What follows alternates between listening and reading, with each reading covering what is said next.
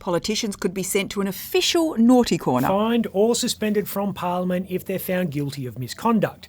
That's according to a leaked parliamentary committee document that was drafted after the Brittany Higgins scandal lifted the lid on behavioural standards, or lack thereof, in the nation's capital. Some pollies reckon it's bureaucratic overreach and unnecessary. You've got to be joking. Australian politicians are fine, upstanding community leaders. A racist dog. It's about time Hang on, we haven't finished the collage of shame. Drinking from the chalice of blood. Happy to do that, Mr. Speaker. I don't care whether you're happy or not. You sit down, Buffett. I was just going to... To have growling and dog noises. The Leader of the Opposition slept right through the critical vote. He was drunk. I want to do you slowly. I was going to say it's about time they cleaned the place up. The new standards were devised by a cross-parliamentary working group headed by Finance Minister Katie Gallagher. Her team of morality police has been working out ways to clean up the corridors of power. We're going to drain the swamp. Those guidelines will inform a new Parliamentary Standards Commission which is meant to be up and running by October. That would be 3 years after Sex Discrimination Commissioner Kate Jenkins called out the revolting and humiliating behaviour that blights the Senate and House of Reps. So swift. A full 36 months to frame a code of conduct that in essence codifies basic human decency. Oh, after you. Oh, no, after you. Don't physically, emotionally or sexually abuse your work colleagues and treat those around you with respect. That's outrageous. Won't just be politicians who are subject to the new regime. Anyone who works at Parliament will be judged, even journalists. Give us a break. At least those working in the press gallery. Well, every week this show looks better to me.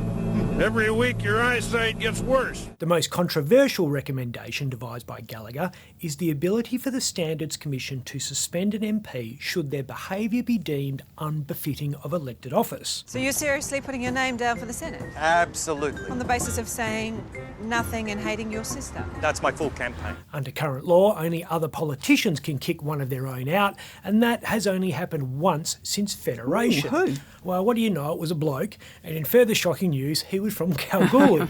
You're going to have to visit a brothel before you've really been part of Kalgoorlie. In 1920, the gold mining town's MP, Hugh Mahon, was chucked out of Parliament for referring to the British Empire as bloody and accursed. I see. Look how far we've come. I bear true allegiance to the colonising Her Majesty Queen Elizabeth II. Senator Thorpe. What would our new head of state make of that? Welcome to the big leagues, newbie Governor General Sam Mostyn. Who is that?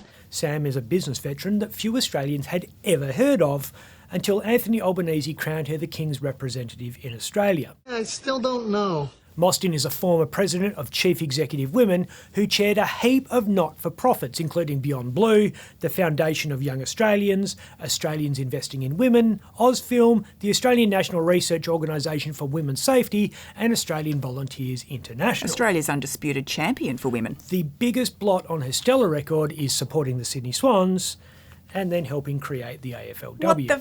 That was clearly a joke. It was a joke. Frisbee. Kind of joke you might hear in the offices of the good old boys in Parliament. This is one of the boys, mate. Within moments of the GG announcement being made, Sam's social media profile was forensically analysed for any trace of controversy, and the right-wing media found it. Turns out, she doesn't hate Aboriginals. Mostyn voted yes in the Voice referendum. Andrew fight and you lost. And said the British settlement of Australia was a bloody invasion. Which you would argue it was. You could also argue that argument would hold more weight if it had been argued by an arguer who didn't subsequently take a $500,000 a year job as the representative of the monarchy that argued for said bloody invasion. Bloody brilliant. But hey, who am I to point out glaring examples of rank hypocrisy? It's boring, but it's part of my life. I'm Ben Harvey. I got better.